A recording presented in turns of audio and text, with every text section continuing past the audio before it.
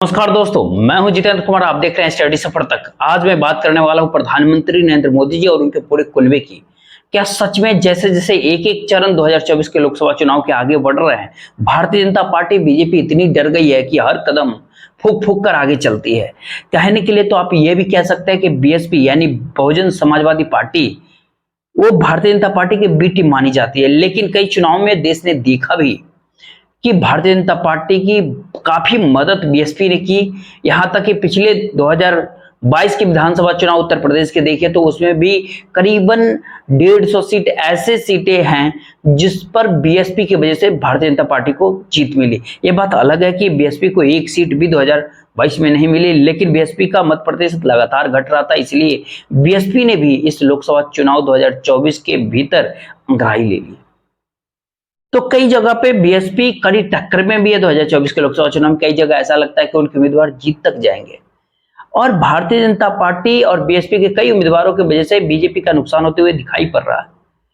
ऐसे में जिसको अपना एक सुप्त दोस्त माने जाते थे, एक पर्दे के पीछे भूमिका निभाने वाली बीएसपी मायावती की पार्टी अब भारतीय जनता पार्टी की आंखों में खटकने लगी है। और यही है आज के सवाल और बहुत महत्वपूर्ण। जो बीएसपी के सुप्रीमो मायावती जी के जो भतीजे हैं आकाश आनंद, जो नेशनल कोऑर्डिनेटर भी हैं और वो पूर्ण रूप से बहुजन समाजवादी पार्टी बीएसपी के बागडोर को संभाले हुए हैं और वो उन्हें मायावती जी का उत्तराधिकारी के रूप में भी उन्हें देखा जाता है। एकाएक उनके एक भाषण के ऊपर एफआईआर दर्ज हो जाती है। उन पर ही नहीं बल्कि उनके साथ साथ उनके जो उम्मीदवार होते हैं उस क्षेत्र के महेंद्र यादव, सामा अवस्थी, अक्षय कादरा, विकास राजवंशी, इन सब के ऊपर एफआईआर लॉन्च हो जाती है। आईपीसी धारा 171 सी, 153 बी, 158, 502 और इस सब के और 125 के तहत भी इन पे आरोप लगा कि सीतापुर में उन्होंने जो भाषण दिया वो हिंसा को उकसाने वाला और भड़काऊ भाषण था, उनका बयान था जिससे समाज में झगड़े हो सकते हैं। लेकिन आकाश आनंद ने ऐसा क्या कुछ कहा? आकाश आनंद ने उत्तर प्रदेश सरकार के कटाक्ष करते हुए कहा था कि ये बुलडोजर की सरकार है। उन्होंने कहा कि 16,000 से अधिक किडनैपिंग केसेस हैं उत्तर प्रदेश के भीतर बीते 3 सालों के भीतर। ये नेशनल क्राइम ब्यूरो का एक डाटा है। जो सरकार बहुबेटियों की रक्षा नहीं कर सकती, जो सरकार बुलडोजर की बात करते हैं, ये ताली वाली सरकार है, ये आतंकवादियों की सरकार है।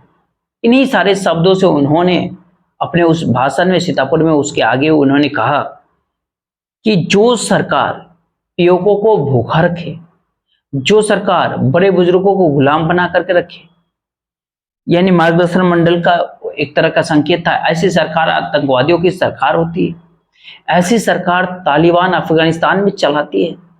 उन्होंने आगे ये भी कहा कि देश के हर कॉलेज विश्वविद्यालय के भीतर छात्रों के अधिकारों का हनन हो रहा है। लेकिन आप याद रखिएगा कि बाबा साहब अम्बेडकर के अनुयायी अब जाग चुके हैं। दलित प्रधानमंत्री होगा और सबका हिसाब किया जाएगा। बाबा साहब हमारी ताकत है, हमारी शक्ति है, हमारे भगवान हैं। उनकी पूजा में दखल बर्दाश्त नहीं करूंगा। और उनके भाषणों से जो आक्रामक भाषण आकाश आनंद दे रहे थे, उससे खास करके बीएसपी के बहुजन समाज पार्टी के कैडर में जोश दिखाई पड़ता है। वही पुराने दिन जब मायावती अपने पीक पर होती है वो दिखाई दिन पड़ते हैं। और जैसे जैसे करके बीएसपी बहुजन समाज पार्टी के कैडर में उत्साह बढ़ेगा, जैसे जैसी आक्रामकता आकाश आनंद की बढ़ेगी, वैसे वैसे भारतीय जनता पार्टी की परेशानी बढ़ेगी। इसीलिए आनंद फानल में ये एफआईआर लॉन्च कर दिए गए। और उसके बाद क्या होता है कि आकाश आनंद की सारी 4 सभाएं जो और होने वाली थी तुरंत उसको रद्द कर दी जाती है। उसके कारण स्पष्ट नहीं किए गए और उसके बाद तो वो चुनावी मैदान से करीब करीब बाहर कर दिए गए, पीछे हटा दिए गए। कुल मिलाकर के अगर बात करें तो ये जो 28 अप्रैल को सीतापुर में, या फिर क्या इसकी जरूरत थी एफआईआर की? उस भाषण में उन्होंने क्या गलत कह दिया? सवाल ये उठता है, जो उत्तर प्रदेश के भीतर जो कुछ भी हो रहा है, वो क्या प्रधानमंत्री नरेंद्र मोदी जी और कई लोगों को बजरंगबली का नाम लेकर के बटन दबाने की बात भी करते हैं। प्रधानमंत्री आरोप अगर लगाते किसी की सरकार आ गई विपक्ष की, तो हिंदू महिला के गले का मंगलसूत्र खींचकर मुस्लिम समाज में बांट दिए जाएंगे।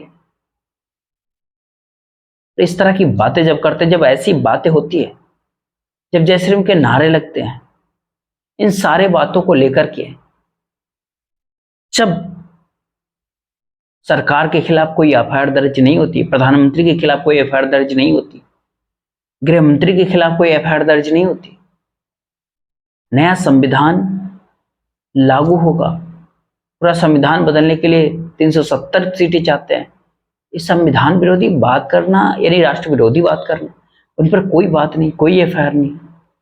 केवल गिने चुने जो लोग हैं विपक्ष के अंदर, कांग्रेस से परेशानी है, राहुल गांधी की सदस्यता तक खत्म कर दी गई। फिर कांग्रेस जब कई जगह से मान नहीं रही थी, तो कब्जे में जब नहीं आ रही थी, तो उनके अकाउंट सीज कर दिए गए। उसका भी टाइमिंग अब देख लीजिए, बड़ा गजब का टाइमिंग था। उसके बाद तो हेमंत सोरेन को जेल में डाल दिया। अरविंद केजरीवाल दिल्ली पंजाब बीजेपी के लिए परेशानी बन गए थे, उनको जेल में डाल दिया। सर्वोच्च न्यायालय पूछ रहा था क्या इनको अंतरिम जमानत नहीं दे सकते? कम से कम पेरोल्स, हाईकोर्ट ने एक ताकत तो दिखाई कि उम्मीदवार ईडी को नोटिस गया था, ईडी को कहा कि उनको चुनाव लड़ने दीजिएगा, उसके बाद में आप नोटिस दे दीजिए। वो चुनाव लड़ रहा है, उसके बीच में आप खलल मत डालिए। ये पूरा वैक्यूम, ये पीछे से छुरा खोपने की क्या जरूरत है? आकाश आनंद के तर्कों का जवाब क्या आक्रामकता से तर्कों के साथ नहीं दिया जा सकता था? अगर नहीं दिया जा सकता था तो ये आपकी कमजोरी है। इसके भीतर फिर आईपीसी का धारा लगाने की क्या जरूरत है? ऐसे में इतना जरूर है कि वर्तमान में जो कुछ भी हो रहा है उत्तर प्रदेश के भीतर, उससे भारतीय जनता पार्टी काफी भयभीत है, काफी डरी हुई है। जो भारतीय जनता पार्टी ये चाहती थी अगर थोड़ा बहुत नुकसान बंगाल या बिहार के भीतर होता है या फिर महाराष्ट्र के भीतर होता है, वो उत्तर प्रदेश से उसे भरपाई कर सकते हैं। 80 सीटों में से इस बार 75 के पार सीटें ला सकते हैं 2024 के लोकसभा चुनाव में। लेकिन अब भारतीय जनता पार्टी के कार्यकर्ता कहते हैं 40 तक भी पहुंचना मुश्किल लग रहा है। यदि भारतीय जनता पार्टी वहां पर 40 पर अटक जाती है 80 में से, तो आधी सीटें अगर लेकर के आती है, आधी पे अगर विपक्ष आ जाता है, तो वर्तमान में जो भारतीय जनता पार्टी की जो सीटें हैं उसमें से करीब 20 सीटों का गैप हो जाएगा। और ऐसी गैप बढ़ते गया तो क्या इस बार भारतीय जनता पार्टी 200 पार क्या मुश्किल नजर आ रही है? महाराष्ट्र के भीतर क्या कुछ है, बिहार के अंदर क्या बीजेपी क्या हाल है, मराठवाड़ा वहां की क्या हाल है, पश्चिम बंगाल, इन सारे जगहों पर भारतीय जनता पार्टी को कहीं ना कहीं काफी सीटों का नुकसान झेलना पड़ेगा 2024 के लोकसभा चुनाव में। बाकी देखते रहिए, मुझे दीजिए जय हिंद जय भारत।